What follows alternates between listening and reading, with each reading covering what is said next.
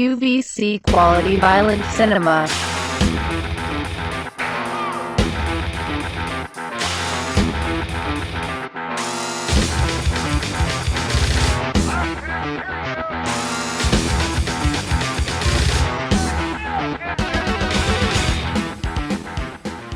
Welcome to QVC. We have Felicia Fisher with us today. Welcome.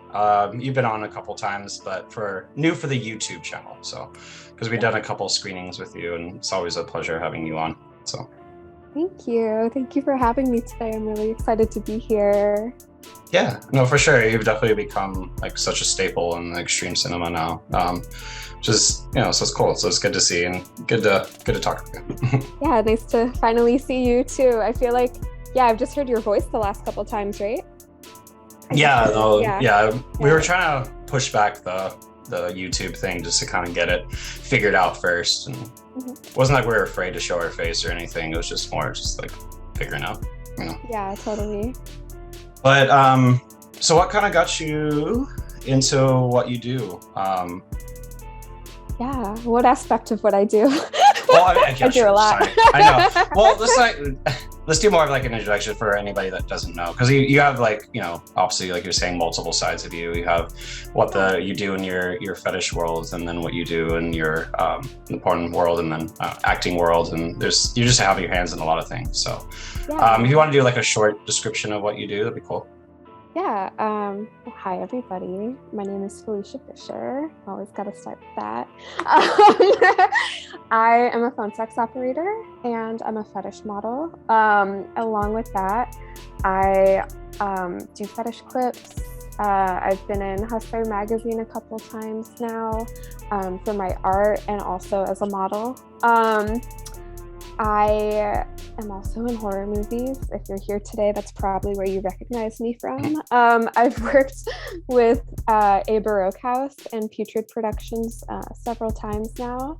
I've also worked with a couple other directors like Victor Bonacore and Jesse Seitz, and I hope to work with many more.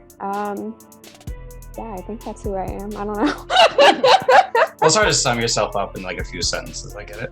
Yeah, totally. So when it comes to mindsets for when you get into horror versus like say fetish, do you feel that there's like a big difference in the mindset you get yourself into? Well, TBH, like a lot of the horror films I've done so far have been like very fetish heavy.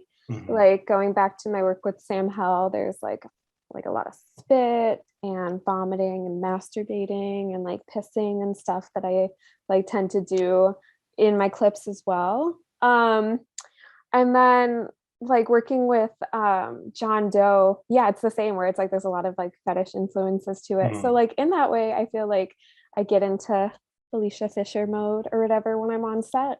But I mean, having worked on other sets now, like working for Jesse and working for Victor, I feel like it is kind of a different headspace. Like then it's just like I kind of like click into like, okay, this is my character, this is who I am. Whereas like with the fetish stuff, it's kind of like an extension of who I already am as a person, Yeah. Yeah. And you're kind of in a way almost typecasted because like you have like you're doing a fetish, so you're known for that fetish. So like you're almost playing yourself in a lot of ways. Do you feel like what's been the role that you feel like you haven't played yourself, that you've had to like take yourself out of Felicia Fisher, I mean, working on American Guinea Pig was definitely much like that. That was my first time as like a scream queen. So like it was my first time like being in lots of pain, screaming. Like there was some of that in like Green Hell, I believe, in Fluid Fields and Sea of Blood too. But it was very much just like there wasn't much. I don't want to give away too much, but no, I get you. There was a lot of screaming and a lot of pain and things that situations I don't usually find myself in. So yeah, that was a bit of a stretch. That was different. I don't know. I really want to get into more roles though. That being said, I mean, like with the porn I do, like the fetish like clips and stuff, like that involves a lot of acting, but it only goes so far because it like gets put on the clip sites and like the guys get into it or whatever. But like it isn't as like deep as like filming like an entire like production with somebody and having that being put out like to the masses that aren't necessarily into those fetishes, you know, like having my work analyzed, not because it makes you come quickly, but because like you enjoy like the weird stuff I'm doing or whatever, you know. Has making horror movies helped your porn career or vice versa? I feel like it has in some ways. I've thought about this question. Like, I feel like more people know about my porn work because of the horror I've done. Because they found me through like blogs or podcasts or interviews or whatever. But I mean, that being said, like those people aren't necessarily going to be into my porn. Yeah. However, like people have like looked into my porn, hit me up on like the chat sites I'm on, and then I've been able to tell them about horror. And then they've like looked into that as well. But those people aren't necessarily into horror. So it's like, especially like really like the extreme stuff that I do. So I think they might help each other, but it's not really anything that boosted one to like the other. Because you don't know like how many people are into either, you know, because there's probably some, you know, people that really love what you do when it comes to the film, but they just don't want to see you that way in some reason, you know, in porn. So they're like, I just don't want to see that, you know. So you just never know. So it's maybe not their thing. So yeah, definitely. I think the blood throws a lot of people off. Like I've had people hit me up for like the barf stuff, and then like they see that I do movies like Spit, and they're like, I don't need all that blood. Or like they see like my like softcore stuff, and they're like, I don't need to see you throw up. Like, yeah. So do you feel like you keep doing vomit because it's like popular and what you're known for, or do you feel like you're ever gonna just like I don't do that anymore? I don't know. I used to do it like in my regular life before I ever did it on film. And then now I don't really do it in my regular life. And I've thought about that. I'm like, is this like gonna be like the end of an era eventually? I don't know. I'm down to keep getting booked for it until like I totally can't take it anymore. Or people get sick of me doing it. No pun intended. I do wonder if like that day will come where people are just like, we've seen it, we're done. Like, yeah. But yeah, I mean, and that may not even be just because of your work or just because they're tired of seeing, you know, it could be vomit gore, you know, like the whole vomit trilogy. There's, you know, people are just kind of maybe just over that style of cinema, so it may not even just because of you, but you definitely had a big staple in it. And so especially with your work with SamHel, like I appreciate all the stuff you did with him. It's cool. Thank you. Yeah, that was a really amazing time. That was wonderful. I mean, he's the whole reason I'm doing all of this stuff. So I'm very thankful to have experienced that with him. It's crazy. It's really wild to like reflect on. Like if I didn't like answer his Twitter DM and I wasn't out in LA that week, like would any of this ever happen? Right. You know, like do you like, feel like you worked with Jonathan Doe if you hadn't worked with SamHel? I don't know. Like I know that they run in like sort of similar circles, I think, but they don't really like know each other like that. Right. So I do wonder if John would have like found me through my vomit stuff like that I have on other websites and hit me up. But I don't know. I really don't know. Have you been asked to be anything else in horror projects besides, you know, what you've been doing? Like you had any new projects? Besides Barf Girl. Barf Girl. Well, like, do I have any like things in the works, like in general, or any projects that are in horror besides? I know you had Thrust that came out, and like you have the guinea pigs out, but is there any other like pre-production stuff that you've been asked about? I'm actually working on something next week. Oh, nice. Yeah. I don't know how many beans I can spill, but I will be working with Jonathan Doe again in Chicago. So and with Miss Puck and all that. Little Puck. Little Puck. Yeah, I always forget like how much is like out there and how much I need to keep a secret. But yeah, we're all working together next week. And and who's the third person? I'm not really familiar with the third person. That person, they aren't going to be on set next week. I think they had a separate part in the movie that you will learn about when you watch it. Hashtag no spoilers. Yeah, no, I'm stoked to see it. I'm not trying to spoil it, but I'm just kind of curious with if anything you might be able to say, but what can I say? What's a fun word that I could just throw out there? Latex. Gag. Okay. I mean, I've seen what the images. It kind of gave a pretty good depiction, at least like the cover that he put with the lips, the gag and everything. Yeah. Okay. Yeah, that's lips pretty look obvious. cool. They do. There might be more. Another phrase. Lips. You heard it. Latex, lips, and something else. Gag. Gag. So what are your thoughts on your role in the new guinea pig? I love it. It was a lot on my body, TBH. Like if you guys, well, obviously you've seen the picture. That's like what the default is for this show. But yeah, it was pretty hardcore. At the end of it, Jesse was like, "You turned white. Like you are so pale. Do you need a snack? Like, are you all right? Please take a shower. Like, and sit down."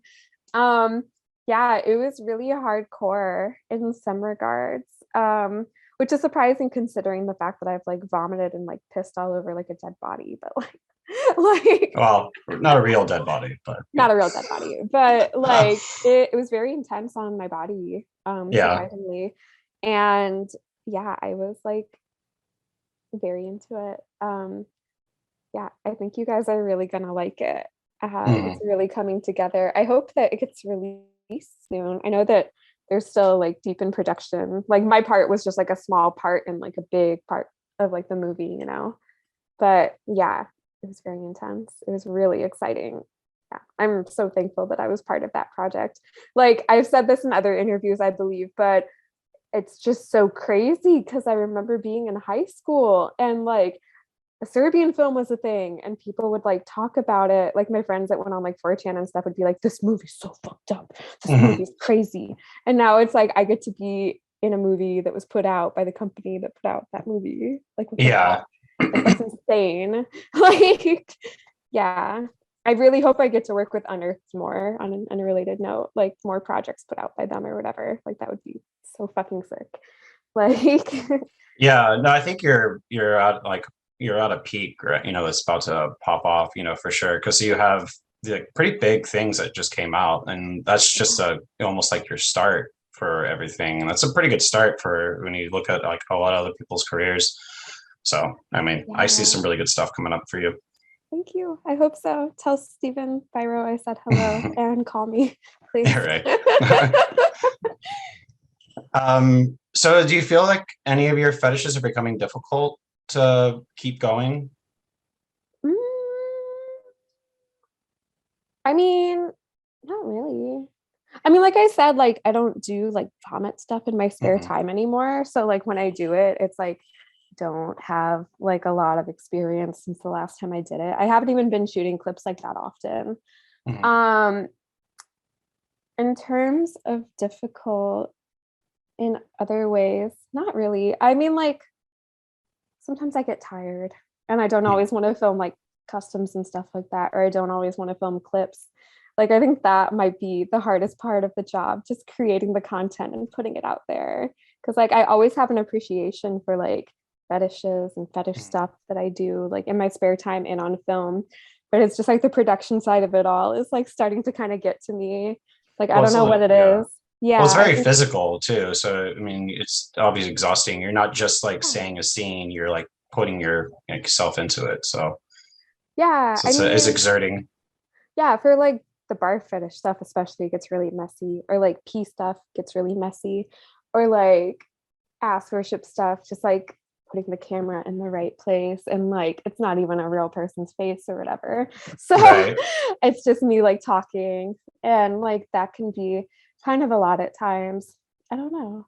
I mean, all of that being said, I love what I do and I love fetish and kink. And yeah. Fun fact, I've been celibate on and off for like the last couple years though, which is like really fascinating. Like doing that stuff and then being like, damn, I'm not getting this in my spare time. Like I don't think a lot of people know that about me. Like my vow of celibacy. But yeah. Yeah. So what stemmed that? Like what started the whole sobriety? Yeah. Yeah, I mean the celibacy sobriety thing kind of went like hand in hand. I kind of just like hit a point in 2020 where things just were really hard, both because of COVID and then like personal stuff I was dealing with. And I know I was like drinking and stuff like that just to cover up those feelings. And it kind of hit like a peak where it's like my relationships aren't good, like romantic relationships. Like my alcohol intake isn't good. This isn't a good situation. And I started speaking to someone about it. And then I was like, well, I'm just going to fucking quit, like, and see what happens. Maybe life will get better. And it did for the most part. And then tried putting myself out there again. Was not the best.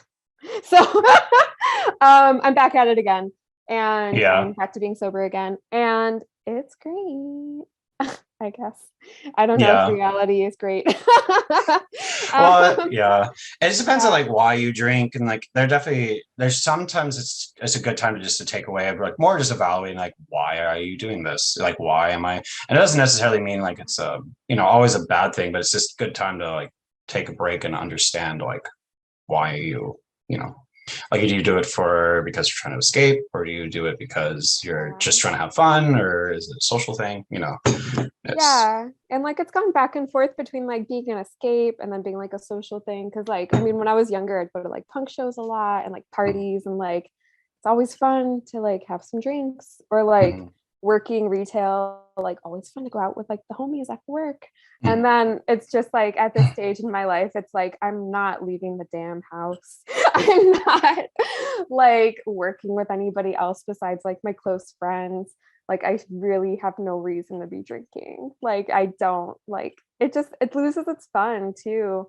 It's like, what are you celebrating? Like it reaches a point where it's just like you're drinking like and like going out and like partying, and it's like what is there to celebrate right now? Like I could be working on myself.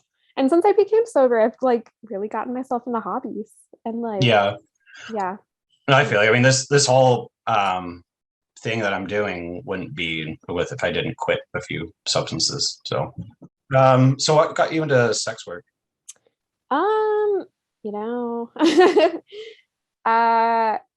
I want to preface this with, it's probably like the realest answer I've ever given. I want to preface this isn't the case for every single sex worker, but personally, after being in like some really like abusive relationships, I found it very empowering to be in a position like that where I could define like my role in a situation with somebody else and feel like I was benefiting it from it, and like I was safer in it than like the relationships I had been in, that was a big motivator for me. Also money, also Craigslist. That's how I got into it. Yeah, I mean, I started like right after I got out of an awful relationship, and I was really just like looking to like fill the void and try new things and make money, and I did it, and it was successful. And from there, like I started camming, I started doing other fetish work, and I'm very fortunate to say that it was all just stuff I really enjoyed doing and didn't want to stop, so I didn't stop, and I haven't stopped. Yeah, that's why I got into it. I don't know. I feel like normally like people ask that question and I kind of just like dance around it, but or no, I don't think anyone's ever asked me that question like worded like that, so I've never really been able to like answer it in that way. But Jonathan kind of asked that, he indirectly asked that question in one of his interviews, but yeah I mean that's pretty much why, which is like feels good talking about it now. It was really helpful for me, and yeah, I don't regret it. I am very happy to be here. I think this is the most financially stable I'll ever be. Like in the world that we live in today, like I don't see myself getting another job that's as like well-paying, stable, flexible with like the health issues I have, like everything, Yeah. And you feel like there's a self-empowerment in the fetish and the porn? Personally, yeah. I mean, at least back in the day, I definitely saw it that way. I know that isn't the case for like everybody too. I think that is like important because like, you know, a lot of people want to be like, sex work is like so empowering. And it's like, is working a job empowering? Is Well, paying bills empowering? I mean, Like, if you're making your own and you're doing your own production, and then maybe you could definitely claim that for your own self pride. But if you're working for another production group, that can, you know, it can be iffy, I'm sure. Yeah, So. I mean, that as well. Yeah. Like personally, yeah, I found that it can be very empowering. But that being said, like a lot of people treat me like shit because of what I do. Like it really sucks. Like dating. Or they look down on you just because they're like, oh, you do that. Oh, you know. Looking down. Yeah. I mean, there's people that just want to like look down on you. There's people like you can be denied a bank account for being a sex worker. Really? You can be denied housing. Oh yeah. They have morality clauses in a lot of like banks' terms of services. And if they find out what you do, then your account can get shut down like immediately. Crazy. And real. Just because they just don't want their money tied into certain things. It's because it's like morality. Yeah. Like they see it as like bad business. I've heard that a lot with like marijuana as well. And I think that's because federally it's still illegal. But like if someone is doing like quote unquote legal sex work, like they can still get shut down if they have income coming in from like OnlyFans or whatever into their account and the bank like catches wind of it. It sucks. It really sucks. So yeah, that's crazy. So you almost have to like find other ways of looping the money in, and then you're like getting caught for laundering essentially. Like, I'm not trying to launder. Yeah, I mean, it's not like that for everybody, but like there are some banks that will accept you, and then there are some banks where you can kind of skirt under the radar. But yeah, I mean, financial discrimination is a huge thing. Housing discrimination, like trying to apply for a job after being in sex work forever and they see the gap on the resume. Like you can't just be like, I was working at a strip club usually. Like unless like you never know how that will go with somebody, you know.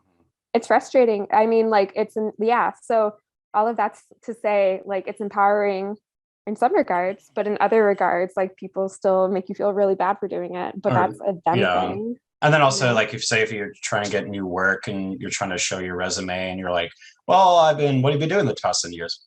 Oh, yeah. And it's like nothing to do with, you know, you just want to change your career. You know, some people just don't want to. And then all of a sudden they're like stuck in that career because they can't escape it, you know?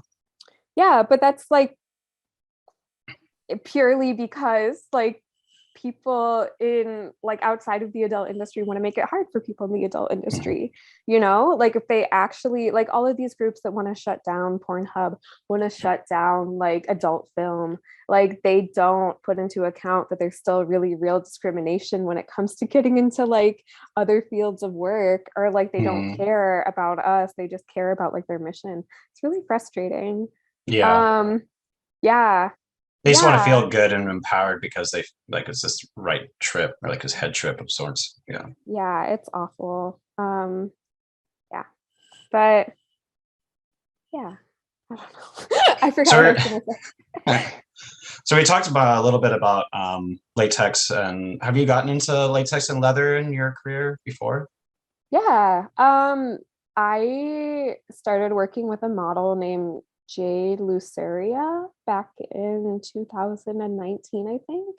She was one of the first people I ever met that was doing like hairy stuff and also latex stuff. And like, I mean, I've always been aware of latex. I've always been aware of leather, but it was the first time it really like piqued my interest and I got to try on like some of her clothes. And I was like, damn, this is cool. And like, I do own latex now. I own some leather stuff as well. I think it's hot, but I will say, like coming from like a DIY / broke like background, I've always been really into like using what I have available to like do things and like not aiming for things that are like insanely expensive. Like the idea of unless someone wants to buy you something and then do a video with it, you know, kind of thing. Yeah, but even then it's like I'm not always gonna pull on like the leather, like the latex leggings or whatever. And like buying a $500 cat suit just seems really silly at this stage in my life. I don't know. I like how it looks. I like how it feels, but it's just not something I incorporate in like my everyday life always. Yeah. That being said, I do have latex videos online you want to come, I'll look for them. What's I know there's different methods of putting on, like you either do like a powder based or you do lube, or you kind of, or there's like ones you can like set it. So basically it's like permanently. What was your method when you did it? Yeah, I use the lube personally. I don't really understand the powder. I think the powder, I know you can dust them with cornstarch to keep them like dry in between wears, but yeah, just lube. Why do you ask? I was curious. I watched a video on it and I was just curious, and I was like, yeah, I thought it was interesting. Yeah, I think the lube helps it like slide on. Like it's kind of like you're a hot dog going into a condom. Yeah, I'm sure that's a weird feeling. I mean, especially it gets sticky afterwards after a while, and you're like, you know, what lube does. You're like, so I'm sure it's. Realized, yeah, and you sweat so much in there too. Like you see these like beautiful like fetish models wearing like latex, and then they're like dripping with sweat, and like they peel off the leggings, and like there's just like a pool of sweat. That was my Right. Crazy. Yeah, I mean, it might be a good way of detoxing, you know. Ew. Whoa. But I didn't think about that. like just blew my mind. Maybe I will get into latex. No. Yeah. Fuck. Do a juice cleanse, put on the cat suit, just call it a night. You're just sitting there in a cat suit drinking juice, like what are you doing? I'm detoxing, bro. So do you have a pretty large collection of sex toys since you're in that industry? Yes. Before I worked as a cam model, I was working at an adult store, and then I continued working at a couple other adult stores during that time. So I have a humongous collection. It's crazy. I mean, when it comes like, so I also do like cam shows, like phone sex and like cam on this one website. Look me up. And yeah, I don't use all of them. Sometimes I like I guess I like rotate between like 10 different toys, but then I also have like 2 huge bags worth of like toys and like gear and stuff like that I just don't touch. It's crazy. I've like definitely like washed and boiled and donated some like non-porous toys to people just because I feel silly because like I'm not fucking like, and I'm not using them, so they're just kind of like sitting there. Yeah. Is there a market for that? It's like selling used toys. I mean, I'm sure there is, but I personally donated them to people that do like fetish events and stuff like that. But I know for sure, yes, they do want that. People want that very bad. But I don't know how like extreme how much I can go on to this on YouTube. But it peels off. You know what I'm talking about. Yeah. So so it doesn't stick around. So you need a porous something. But then like the porous ones smell awful because like they aren't like regulated. So it's just like a mixture of like weird plastics usually. So it's like, yeah, like that's like just as fucked up. Yeah, I don't know. Yeah. Like, yeah, it's a nice idea. Personally, I'm not into it. I'm sure somebody wants like the Listerine strips to like disgusting. Yeah. God. No, I mean, there's all types of stuff, and like when it comes to, you know, fetish of like what people want from you, you know, a tissue or, you know, whatever. Yeah, I don't know if people have asked me personally for tissues, but I've seen it be done on the internet before. Yeah, I've gotten all kinds of requests for all kinds of things. I won't do all of them, but like, yeah, people want a lot of different things. What are some you refused? I don't know. Like panties that have like skid marks in it. Stuff like that. Like shipping, like, yeah, like use toilet tissues, stuff like that. Or yeah, like people are like, I want you to send me panties and I want them to be wet still, and it's like, you know, they're gonna mold. Like I don't know how you imagine this to like work in your mind, but it doesn't work like that. Like yeah, I don't know. I feel like people have also asked for sex toys and I've said no just because it's like I don't think it's what they actually think it's going to be. Mm-hmm. I'm just like no. But yeah, usually yeah, I haven't even shipped anything to anyone in a while. I think the most interesting thing I've sent to somebody is like my sneakers. People have definitely bought my used sneakers. I'm Mm-hmm. definitely still selling them if anybody would want some. So hit me up. But yeah. Yeah, it's very fascinating to me knowing that people will buy something that I've worn like that. Mm-hmm.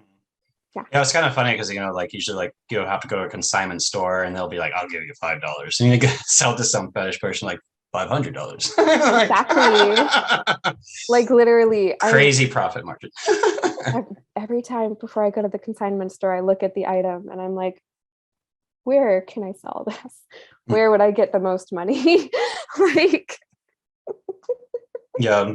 So yeah. what did you start selling? Was it panties to start? Yeah, like way back when, I definitely started selling my panties, and things like that. Yeah, I mean, people also wanted like my sweaty t-shirts, sweaty socks. But yeah, panties came first, and that was really interesting. Like I Mhm. had no idea there was like a market for that. And then I got like my first customer, and then I had like 10 emails from other customers, and I was like, holy shit.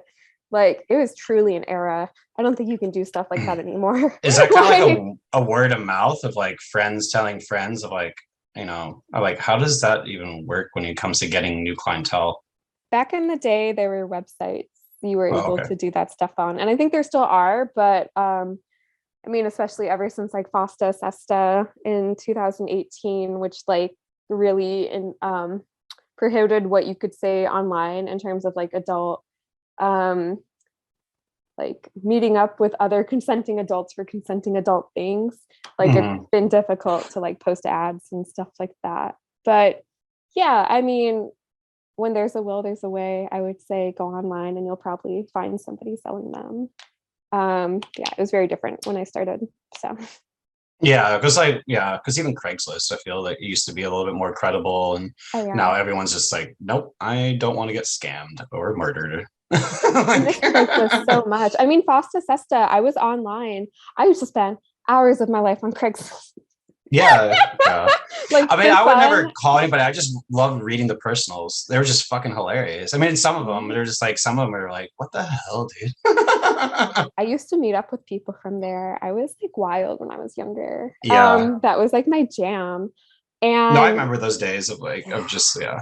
So when it comes to like how weird Craigslist was for a second. Yeah.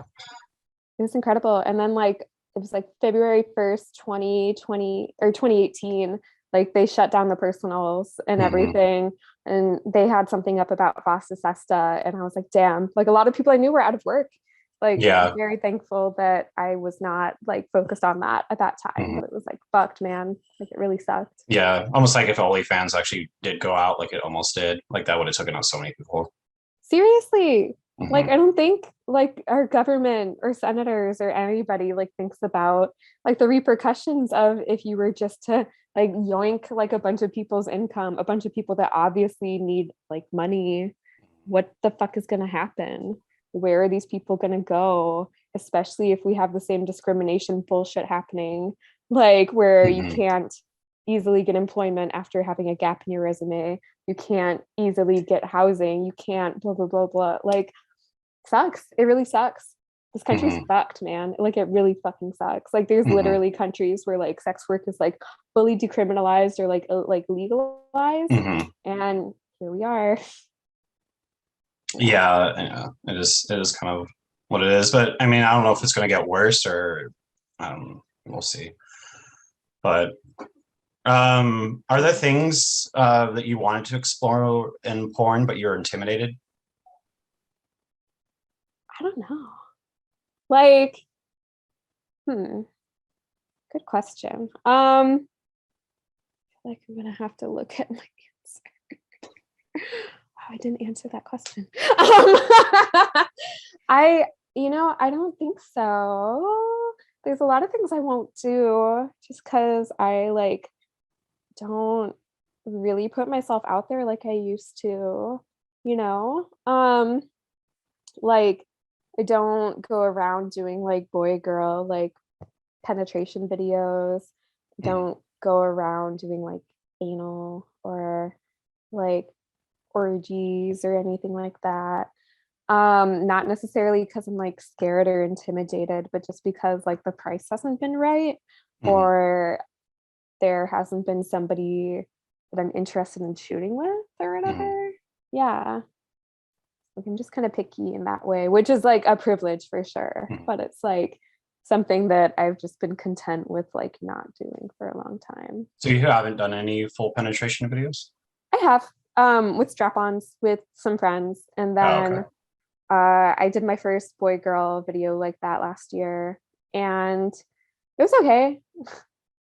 I kind of had a falling out with that person, so I don't know, it's out there, but it was a really great video. We did some really like good work. I was holding out for like a company to hit me up. Like I like had fantasies about like, okay, when I was younger, I was like burning angel, evil angel. Like I would be one of those girls. Like I'm gonna do it all, do the whipped cream, everything. And then like they never like booked me, even though I put myself out there. And like other companies that I've reached out to that I'd be interested in just haven't hit me back. And finally I found somebody that like was willing to do the paperwork for me, like was able to like work on camera, and I was like, okay, let's do this, this will be hot. And it was hot. Yeah, but I feel like the next time I do that, it will either be for like big money or with somebody that I'm like comfortable with in that way. I don't know. Part of me is like, should I just get on Tinder and like put myself out there and be like, I'm only gonna hook up with you if you're gonna shoot with me. But I don't know. I'm shy. I'm shy these days. And then people don't always want to do the paperwork too, which is really annoying. Like, yeah, you can forget about all the extra stuff you have to deal with. So. Yeah, it's so much bullshit. Like okay, so many motherfuckers have been like, I'll shoot with you, I want to shoot with you, let's do it, I love your job. And then like I'm like, okay, I need a copy of your ID, I need you to do the 2257 document, and I need you to do this like 2-page sheet of paperwork for me, and I'll give you the same so you can have my info too. And then they're like, do I have to? I don't know if I want to give you my ID. I don't know if I can do that. And then it's a job. Yeah. Like let alone getting tested. Like recently I found somebody that was like into it, and I'm like, okay, go get tested. And he never texted me back. And I'm just like, okay. Yeah. Or maybe he did and he realized like, oh shit. Yeah, or something. I don't know. But it's yeah, very frustrating. There's a lot of unreliable people that like fetishize what like I do for work. And then like when they want to get into it too, they're just like, I don't know if I can do that. well, it's like any job. You have to put the legwork. You have to do the work. You have to do a lot to set yourself up. It's building your clientele. You're building your business. You're building a name for yourself. It's just like anything else, you know. Yeah, so, but you get pussy, like or dick, whatever you're looking for. Yeah. Dick sucked if you sign this fucking sheet of paper. Like, we'll cover your face, everything. It's very annoying. Very annoying. I bet. Like, yeah. So, so what got you into like the phone sex operating? Yeah. I was working at an adult bookstore, and somebody came in and was like talking about it and like told me about the website I'm on, Night Flirt. And I was like, okay, I don't know, is this real? It doesn't seem real. And like I put together my account and everything, and I got like a call one morning that was like my first real call, and we talked for like 3 hours. And I was like, holy fucking shit, this is real. People actually want to call me and talk. Like, I didn't think this was like something that people wanted, like this was like 2017. Like, I didn't think people wanted it in like this era, you know, but they do. Like, I still definitely get calls. Like, there's definitely people that want to call. So from that day onwards, I just fucking started doing it all the time. It, like I transitioned from being on like cam sites to being on the phone sites. Yeah. It's been wonderful. You feel it's better? Is it More lucrative? I prefer it. It can be comparable at times, but I feel like there's like less effort at times that has to be put Right. in on my Well, because you don't part. have to, like your face is Mhm. not involved. It's just like your voice, and so you can kind of focus on it. I mean, I get that. I mean, like doing those pod and versus like the pod versus recording. And once I added the video element, I'm like, oh Mhm. shit. I mean, and it's Yeah. fine. I'm glad that I did it, but like it's a totally different beast. Yeah, it's very different. And I mean, it works different parts of your brain too. Like on cam, like I'll just like, I would find myself just like staring into space or being like, what the fuck do I do now? Fuck, I Mhm. forgot to smile. Fuck. Like, and like on the phone stuff, it's like I'm hanging out and then I get a call and then I need to just be like very in it the entire time mentally. And I need to like be thinking on my feet, be like improving, like keeping in mind what this person like is interested in, who they are, if they've called me before. So yeah, it's a lot more like mentally inclined as opposed to like visually, which I feel like I like really get into at times. Is it mostly like role play, or are you just kind of like saying dirty things to their ears, like kind of thing? Definitely role play. I get a lot of role play people. Mhm. I mean, there are people that just want like the dirty talk or whatever. And then there are people that want like the fetish doming type stuff, which I guess like falls into like role play. But Mhm. yeah, a little of both, honestly, but mostly role play, I'd say. Yeah, it's Have you great. I love ever it. have you hung up because of anyone being inappropriate? Yeah, so I'm very strict about like sticking to the website's rules. I Mhm. don't want my account shut down. I don't want to deal with like bullshit. Like, so I will tell people that like I won't break the rules, which like generally will be like people looking for like, I don't know, taboo or like pee or like whatever. And I'm like, no, I don't do that. And then like I mean, I they hang do, up but on not for me. you. Yeah, like not here. Yeah. And then like I don't know, I don't do race play or anything like Mm. that. So like if they start talking like that, then I'll be like, I'm not fucking doing that. But yeah, and then they'll like blow up at me or be like, but why not? But why not? And then like I Mhm. hang up on them. Mhm. Yeah. I mean, it goes either way. Usually like they hang up on me or they try to like fight their case. Mhm. And it's just like, I don't know why you're arguing right now. I'm not going to do it. Like, yeah. Are there cases of where people were like, all right, I'm finished, I hang up, and they don't really talk to you right afterwards, or do they kind of like, chit chat with you after? How do you know that people do that? Because I've done that. Okay. I mean, Whoa. yes, I did it when I was like 20. This is like 16 years ago. So. Oh, okay. You wouldn't have called me 5 years ago then. Okay. Yeah, no, people, I get both. And it's always just like, I understand where it comes from when you just want to hang up. But Yeah. it's like, why don't you like say thank you? Right. Or Like, I'm something. always like, did the Like you call can stop? afford to say, a little bit long. Like, oh, like little like, thank you, baby. That was great. Have a good night. Goes a long way with me. I'm Yeah. just saying. Like, I would really appreciate it. But if they don't, it's fine. Like, I understand. I'm not there like to be a mean person unless I am. Right. But yeah. No, to be honest, I did phone sex operating once just to see what it was all about. I had a Yeah. really weird experience, and then I was just like, I'm done. It What was just, happened? well, it was just like the girl just like she didn't seem like to know what I was into, and then just kind of didn't care. Like, I guess get into it. We'll probably have this, but she was like, oh, I'm gonna like lick your ass and do this. Like, I don't like ass play. I mean, she's like, you don't? Um, well, no, you're into ass play. What are you talking about? And like it started going on and all this stuff. I'm like, no, I'm not. I was like, click. And it was just kind of like Weird. she was so pushy about it. And it was just kind of like, what do you mean you don't like that? Like, okay. Like Huh. Maybe she thought you were somebody else, or maybe like maybe that's it was like what kind first of time caller, so it was just yeah. like, I don't know. It was weird. Weird.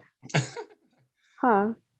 I don't know. I feel like maybe I've done that to people before because I got the sense that they would like it. But this was off of one of Uh, those like porn mags, you call in the back numbers. So it wasn't like anything legit. It was like scammy fucking bullshit ones in the end, back parts of the magazines. Yeah. I miss seeing those. I've always wondered what it would be like to work for one, because you're just like an anonymous person when like you call the person. It's not like you're necessarily calling like Felicia or like whatever the girl's name would be. It's like hot 1-900 hot puss. Like 1-900 big butt. Yeah, Yeah. that's really funny. But yeah, so now you know that. Thank you for that with me. Yeah, right. So how see where are we at? What is the most popular fetish that you're asked for commission? Yeah, probably. I mean, like I'm like really hairy. So armpit worship, bush worship, like ass worship is insanely popular. Lots of people like ass worship. Usually stuff like that, or like something where I get a lot where I get to be like a bitch, because like I like role play a lot that I'm like a brat or like a bitch or whatever, and like people seem to enjoy that side of me. Yeah, so things involving me like acting my voice and then my butt. Like all of that is like my most popular and probably the most content I have on the internet. It kind of like feeds itself, you know, like you give someone like a taste of what you do and then they're like, I want more, I want more, more. Yeah. It kind of just like builds on itself. Yeah, like sometimes I get things that are a little bit more outside of the box, or like when I first started I was like, what the hell is my niche? I don't know what I do. So I would like try a bunch of different stuff, but like lately it's like usually customs, and it's usually like ass worship or yeah, bush worship, armpits, mean girl, stuff like that. Yeah. No, I can see that. So how close are you to the Pornhub jacket? Never getting it. Never getting it. I don't see that being a thing. Yeah, I'm really bad with uploads and stuff. Like my friend Puck is incredible. My friend Bianca Stone, incredible. Like Bianca was the first person I ever saw with the jacket, and I was like, holy cow. Puck has a jacket too. And I know they just upload a lot. They're like on top of like being on the site and things like that. I don't have it in me. I don't. Like I really don't. Like I have some clips up. And then like the other sites I've worked for have put up clips as well. But I don't know. I don't see it happening. Like maybe one day, but I am not like I would love the jacket. So what exactly gets you the jacket again? Something like having 200K subscribers or views or something like that, I believe. Yeah, something where I won't be getting that anytime soon. Like I have like a presence and like a profile on there and stuff, but I don't do anything with it really. So everyone listening, view it thousands and thousands of times. A bunch of robot accounts and subscribe to Felicia Fisher. Yeah, I can show you a good site to make fake emails. Please get me that jacket. Yeah, I don't know. Like I would love it, but like part of the reason I stuck with this so long term is because like I don't have the stamina for like doing every single fucking thing for work. So it's like really nice to just like have found my groove and found my place in it, doing like the phone stuff and the clips and like my websites I'm on currently, and then just like rolling with that, you know. Yeah. So what are your websites? Like what are all your different platforms? Yeah, I'm on ManyVids, FeliciaFisher.manyvids. Can I say the links? Well, I'm pretty sure. I mean, I don't see why not. I would say maybe just the websites, maybe not the direct links. I don't think it's fine. Okay. It's fine. Well, like I said, anything like might be an issue later, we'll just have to edit out if they give us shit, and we'll just repost. Yeah. Well, as you all know, my name is Felicia Fisher, and you can find me, Felicia Fisher, on ManyVids and Clips for Sale and OnlyFans and Night Flirt and Sex Panther and I Want Clips. I will say ManyVids gets all of my clips first, and OnlyFans, I upload a lot of free content. Like, I don't know, I'm really bad at OnlyFans too. So like I tend to just put like my newest videos up, and like you pay to enter and watch my videos, which I think is a great way of doing things. But I know like not everybody does it that way, which is fine. We all have different ways in this world. Yeah, I'm also on Just for Fans, but I'm not really, I just like started that. But yeah, highly recommend checking out my ManyVids and my Night Flirt account. You want to talk. Yeah. So any new projects in the work when it comes to your exotic work? I mean, it's really like, I feel like the horror stuff is like in the realm of more like mainstream like productions, where it's like things are planned out like a month in advance, right? And everything like multiple months in advance and stuff like that. But with this, like my clips and things like that, it's like I know that myself and Little Puck are gonna do another clip in our Gaslight Your Girlfriend series, which is like our top selling like knocked out of the fucking park series. So we're gonna be doing that soon, and I'm very excited for it. I'm hoping to go out east in the next couple of months and hopefully shoot with Freak Mob and J-Man. If you are familiar with J-Man's work, I think that's the name he goes by. He's the one that does like, he does like crushing videos and like laptop sitting videos. And if you there's like videos of me like sitting on laptops and like peeing on them and stuff. It's insane. Amazing. Yeah, so that stuff. And I don't know, I'd like to do more custom videos if you all want to order customs. I feel like I consistently do several of those like a month. It's just like not a humongous production or whatever. Yeah, so I'm always doing stuff, and I hope to get hit up for more. I mean, like I'm always like hitting up mainstream companies and things like that, like, but they don't necessarily always get back to me, so whatever. So there's sporting shirts. I had to see that. I'm wearing the Barf Bunny shirt. You are. I love that. Oh, that's so sweet. Thank you. Yeah, I was like a torn between. It's like Degenerates Barf Bunny shirt. I'm like, I don't know. So. Yeah, every time I do like a interview with a visual component, I'm like, what friend am I supporting today? Like I have like I try to do the same, but I don't have that many t-shirts, so I'm just like, it's rotating like 5 essentially. But true. What do you wear? What do I wear? Oh, when it comes to shirts, like what different shirts do I have? Or or like you only have 5 t-shirts? Well, no, I mean, no. I mean, not in general. I'm just like for horror, like, and when it comes to sporting, like when it comes to, like, I have cat call and like just different, whatever. I'm more meaning like for like the YouTube, persona. True. I have way too much clothes. I'm a secondhand freak. I go to consignment stores and just buy the hell out of shit. And 90% of my stuff is secondhand for sure. Yeah, same. I love that. Like secondhand or like friends' projects. I just like support like my friends' bands or like DJ stuff or like porn companies. I love it. It's great. Yeah, it's fun being able to do that. It's really cool. No, it's getting like kind of weird. I'm like going to work and like wearing certain shirts and like people are like, the fuck is that?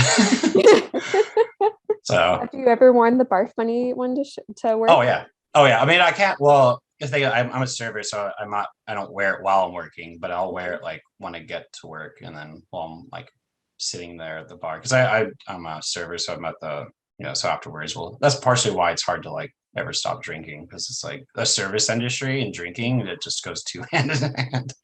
Yeah. So, yeah, I'm very thankful to have never really worked in the service industry. I have seen and heard so much shit from my like people I know that have worked in bars. You can get really good money, I mean, for sure. I mean, it's partially why I'm still in it, but it's also just like anything, a trap. Like when you're trying to do anything else or get another job, it's like, well, I've been serving for 20 years. Like, well, what else have you done? Like, well, yeah. So is serving like stigmatized? Do people look down on like bartenders and servers? No, I wouldn't say that, but it's difficult because of stable income. So like housing could be an issue because they don't see, your income is stable of sorts, because like on paper it doesn't look as well because you're relying like a lot on tips. So when it comes to the amount of money you make, it looks really low, but really you're making more than what's on paper a lot of times. So Yeah, that makes a lot of sense. That really sucks. Like, when is our fucking country gonna get with the times and realize that we're all like in the gig economy? Like, we're all making tips. That's really frustrating. Yeah, but it's whatever. Yeah. Let's see, where are we? Next page. So do you have any recommendations for anybody that's just getting into the fetish world? As a performer, you mean? Yeah, I mean performer, or just like Yeah. just recommendations of like, maybe I should have done this if I had known better, kind of thing. Yeah. I would, yeah, if you're looking into becoming a performer, or if you are like a new performer, I would say definitely put together a schedule. Having like a regular schedule and like a set schedule, I think keeps you on track with things. I don't follow one very well these days, but like initially that's what really got me out there, like just making sure I spent X amount of time promoting, X amount of time like being online, X amount of time like talking to people, like maintaining my websites, maintaining my social media presence and stuff. Diversifying your income is like number one. You definitely want to make sure you're on multiple websites so you don't have to worry about like if one gets taken down, your like income is gone. Like if like you don't follow the TOS on a website, your shit's gone. Yeah, keep your stuff spread out.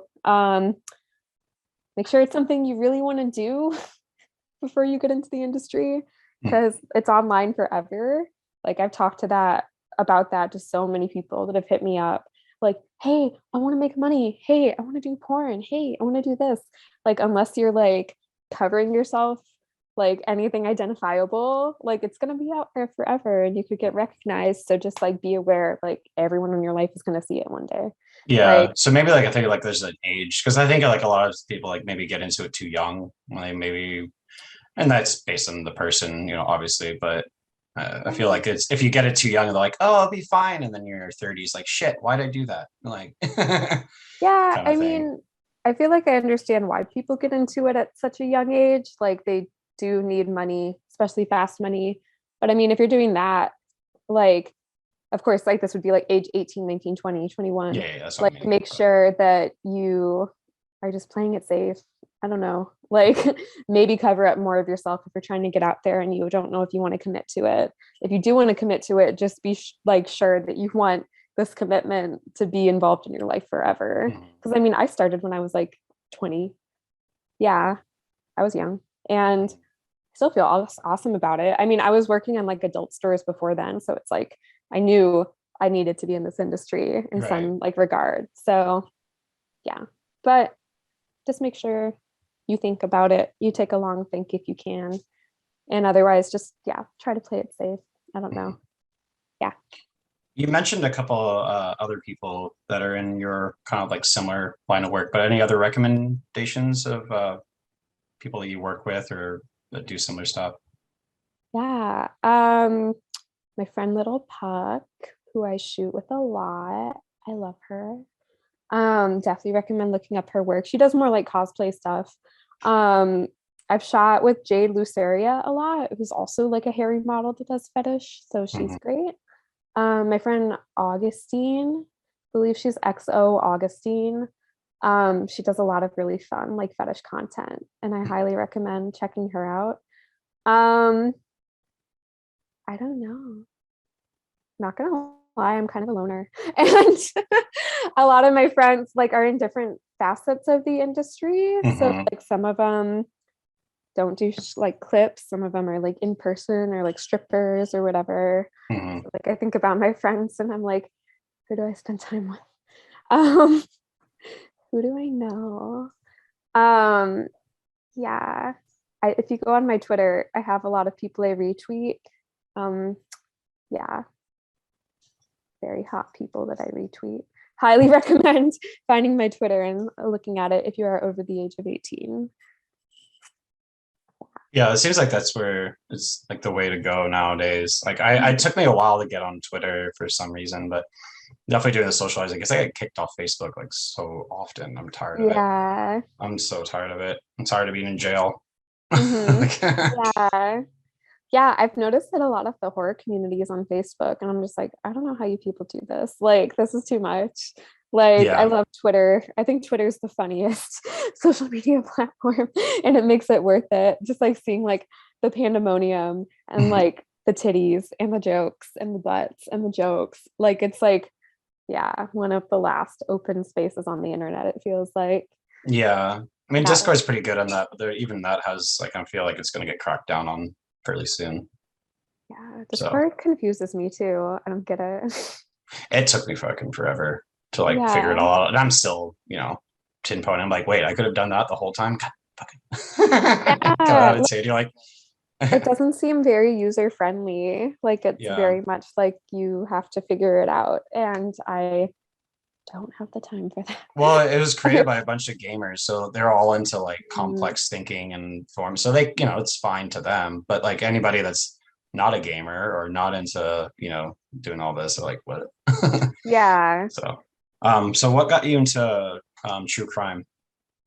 Yeah. Um, okay. So I always really been into like creepy stuff. Like when I was like a kid, like way too young, like 5, I would watch like paranormal investigation shows and stuff like that. Like I loved it. Like it always was just so interesting to me to like be like a little scared. Mhm. And then, I had a really rough childhood after that. And like I don't know. I think when podcasts really became really popular back in like 2017, it felt like I started finding like true crime podcasts and I would just like binge listen to them. And then I started watching like the investigation discovery shows, like all of that. And there's something that I spoke to my therapist about it, and she's like, it's probably like, I don't know, it confirms how people can really be awful. It confirms that there are people in the world that are capable of doing atrocious things. Mhm. Like, you're not crazy for thinking that people can be very dangerous and awful. Like, there are very dangerous and awful people out there, and it's like right in front of you. Mhm. Um, yeah, and that really resonated with me.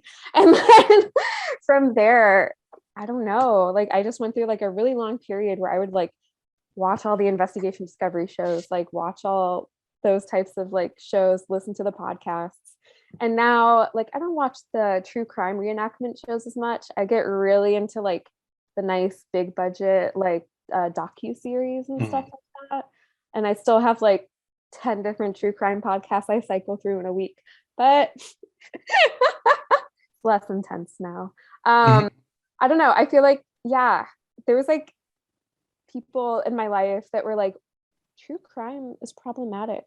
True crime is this. Why do you like true crime?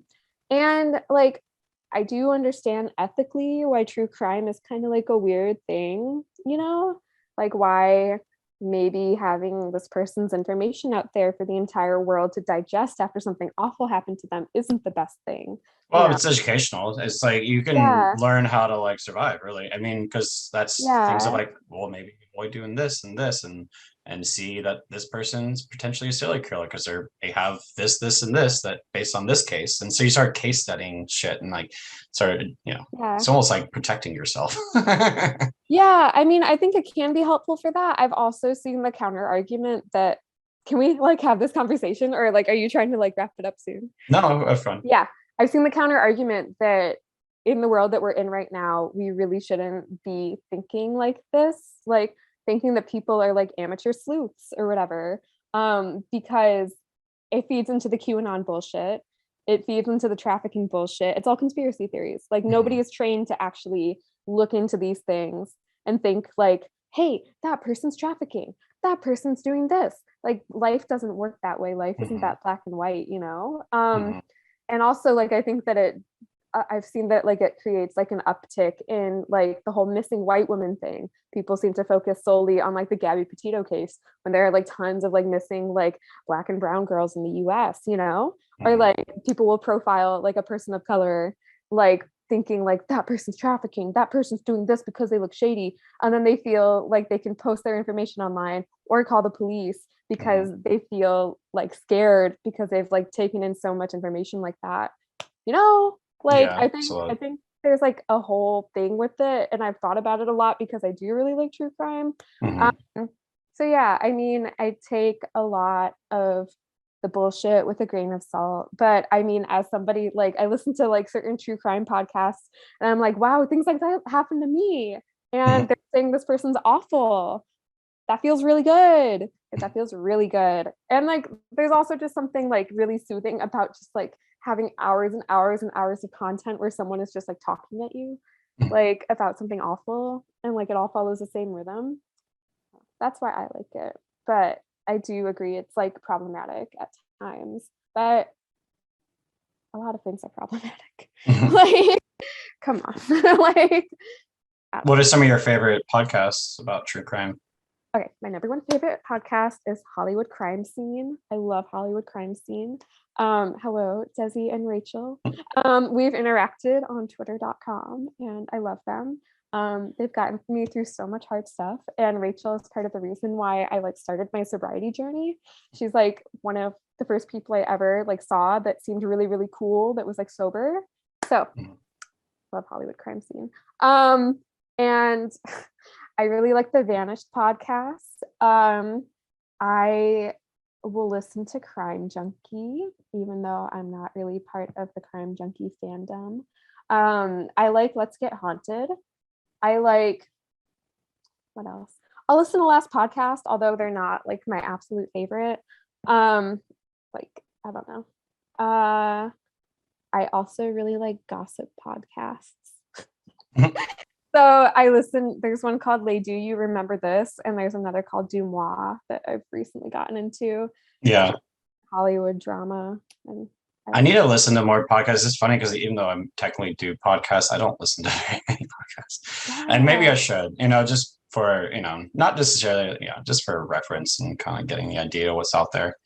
So, yeah. I mean, there's some. I'm not saying I don't, but I listen to people that are in my group that are on Discord and things like that, and other people are kind of doing what I do, but not when it comes to true crimes and all this stuff. But yeah, I highly recommend Hollywood Crime Scene as like a jumping off point for like people that aren't your friends, because like it feels like you're just talking and hanging out with your friends listening to them.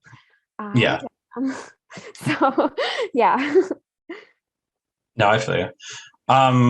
So I'm going to kind of go into some like your favorite, things. I asked a couple already, but so what are some of your favorite TV shows?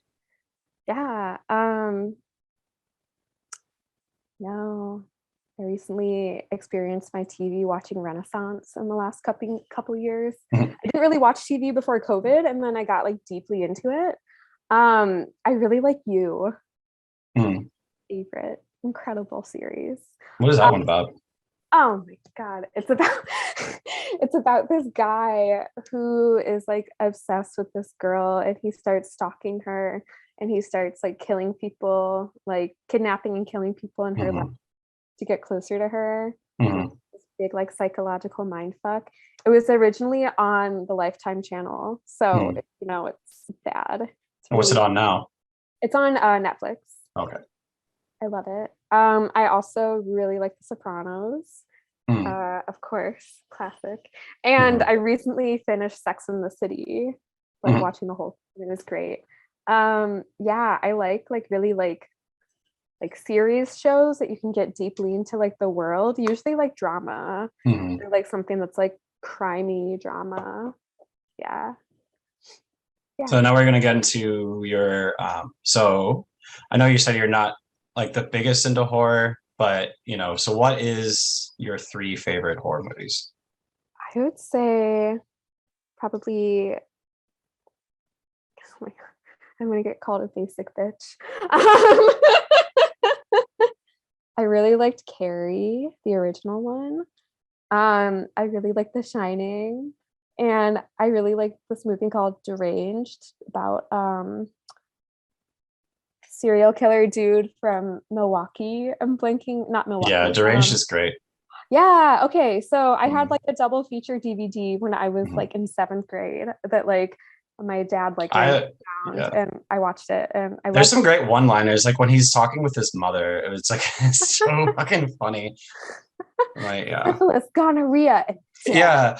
No, like there's so many good one-liners in that fucking movie. It's no, that one's great. No, actually, I think that's a solid good 3. I mean, Shining is legendary. I love movies that like you can't really fully comprehend and it leaves it open-ended, you know. It's like and that's just a classic. So no, I think it's a great choice. So what is your favorite non-horror? 3 favorite non-horror? Go, the 1999 Oh yeah. Incredible. Ecstasy's great. That's good. Like I watch that every Christmas. Like I love it. Yeah, that is a great movie. I haven't seen that in forever. It's a Christmas movie, but it's not a Christmas movie, but it's a Christmas movie. Oh yeah. It's incredible. I hate Christmas, but I love that movie. Polyester was John first Waters movie I ever watched and like transformative. You know, I like really like Greg Araki and I've watched so many of his movies over and over. I think I'm past the point of saying they're my favorite. Uncut Gems has become a comfort movie for me. I love Uncut Gems.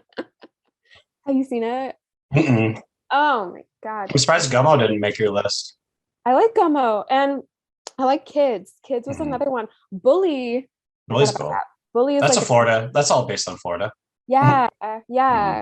That is a movie I really like. Yeah. Brad Renfro is a really interesting person too. Yeah. Like no, I saw Bully right after living in Florida for a quick bit, so that like definitely like hit me. I was like, oh yeah, these are it hit the type of mentality of some of the people there. It hit it pretty well. Yeah. Like it felt like Florida. I could see Watching it. that movie. I haven't spent I've spent time there, but I haven't gotten that deep with the locals. But I can only imagine. This is a long time. I think it was 8th or 9th grade when I lived in Florida, but it was a quick bit. I lived in Clearwater, like kind of 45 minutes out of Tampa. It's close to Tampa. Yeah, I've been by there. Yeah. Yeah. So like, I mean, I really like Larry Clark and Harmony Korine and like Greg Araki.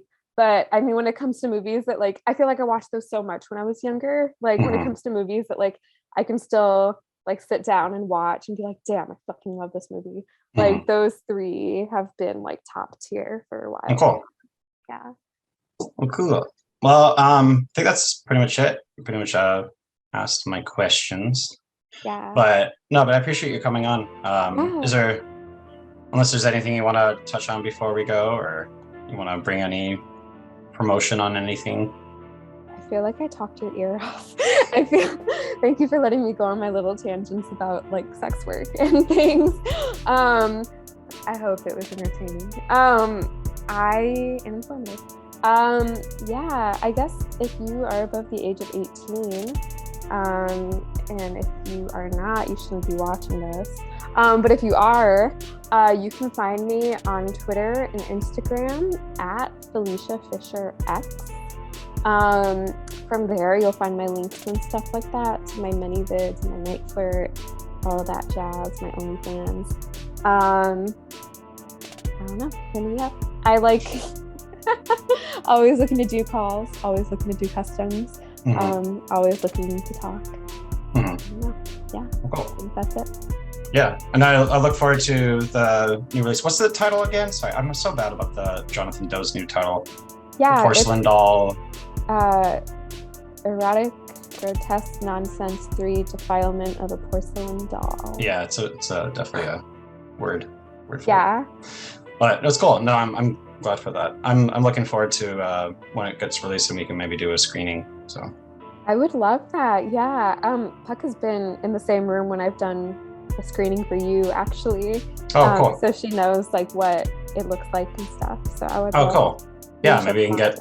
Yeah, I'd love for that. I think more the merrier on stuff like that. So, like the first one we did, I wish I recorded that Barf Bunny one, to be honest, because it was so cool to have you, Marcus, Jesse, like Jonathan, like all talking together. That was a really cool experience. So, thanks for that. Yeah, definitely. I'm down to do it again whenever the movie comes out. Oh, cool. Yeah. Well, thanks again. Thanks for coming on. Thank you. My pleasure.